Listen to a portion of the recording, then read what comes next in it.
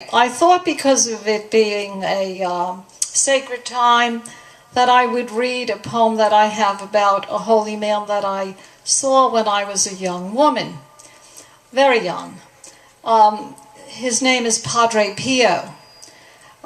He was a Capuchin monk and was in like the spur of the heel of Italy.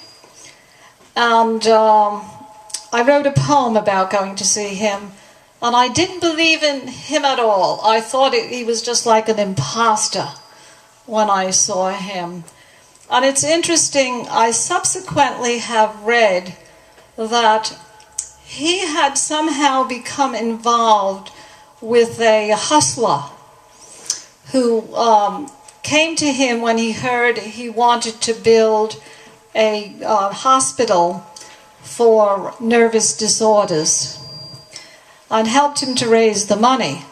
And because this man was probably known to be a black market dealer, Padre Pio came to be defamed. And it was probably during that time that I saw him. There was a small hospital there. I went back about 3 years ago on a pilgrimage, and it's an enormous hospital, probably one of the most famous hospitals in Europe for nervous disorders. And while I didn't believe in him then, I pray to him almost every day now. I pray to him for my son who is mentally challenged, and I pray for myself. I pray, Padre Pio, help me, help my son, help me. And I came upon this prayer that he wrote just before I came here, and these are his words. Stay with me, Lord, for it is necessary to have you present so that I do not forget you. You know how easily I forget you. Stay with me, Lord, because I am weak and I need your strength, that I may not fall as often as I do. Stay with me, Lord, for you are my life, and without you I have no fervor. Stay with me, Lord, for you are my light, and without you I am in darkness. Stay with me, Lord, to show me your will. Stay with me so that I hear your voice inside me and I can come to you. That's his prayer. This is my poem. It's in tribute to a workshop teacher, Bill Treeler, and also in memory of my father. Salt, a word pulled out of the air. My teacher gave an assignment in Rome, New York, and the word triggered an explosion of saline images, round mounds sparkling along the seashore in the province of Puglia, Italy. 20 years before, where I first saw the salt in the city of Bari, I didn't know mountains of crystal. I didn't know how things came to be without leaving traces of how they came to be. How did the salt get there? I thought it came from mines. I thought it came from men's deep labor. But in Bari there were no mines around. There was only the mountains of salt, and beyond there were the mountains of earth, where history had swept away the mines in her labyrinth of souls.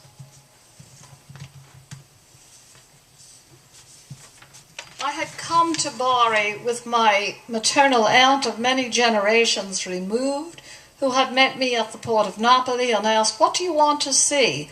Actually, she didn't ask. She didn't speak English, nor did I speak Italian. But with gesticulation and through insight, she understood when I said, "Capri and Padre Pio." With her eyes, she said, they were worlds apart. We left immediately to see him. We had to leave the warm Mediterranean to go to the exotic sea, the Adriatic, over mountains, over mountains. As he explained, Capri would be there forever, basking in Baroque sun, echoing its blue lagoon. But to see him, we had to hurry over the mountains. In a world apart, I remember the old man we had hurried to see at 5 in the morning.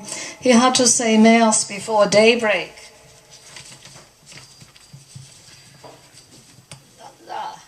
What fun. In pitch dark, the crowds were swarming before the church door. At 5 in the morning, they pushed through to extol him, to clamour and prayer, to see the stigmata, to see his bleeding hands. Before the sun rose, he appeared to be mourning. He had to say Mass at 5 a.m. because if he were to say Mass in daylight, more crowds would swarm, more crowds would crush. In a country where people swarm like flies, the heat of the crowd would crush him, and he would die. As it was, he was close to death. The bandages were thick around his hands. Did the swaddling hide the blood, or did the bandage add to the drama? We had hurried over the mountains to see a crumbling man, so old, so weak. A cortege of priests had to hold him up, two on either side, caught him when he dropped in a swoon. Every other breath was like going under or pulling the sea.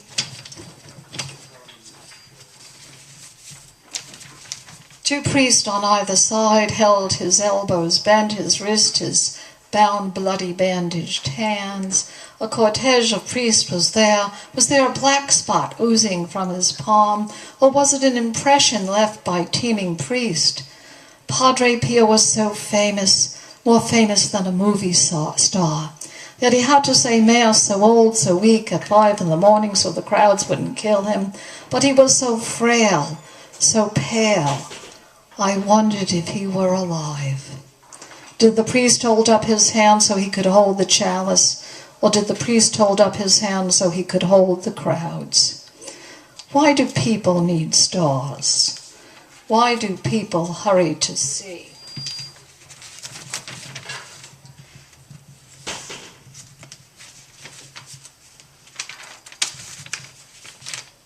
Beyond the spectacle, I don't remember much else about Padre Pio.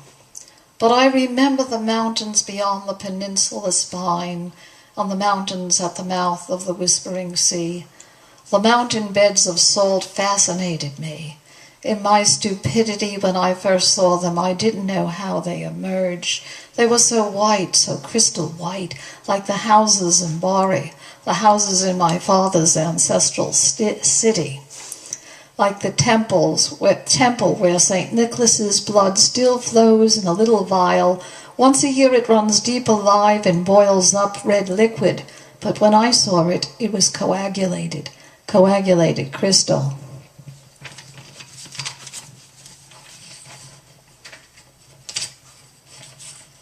There must be something in the barometric pressure that makes it run liquid. Looking through that glass vial, I stared through the mountains of a faith's corrosion, incredulous.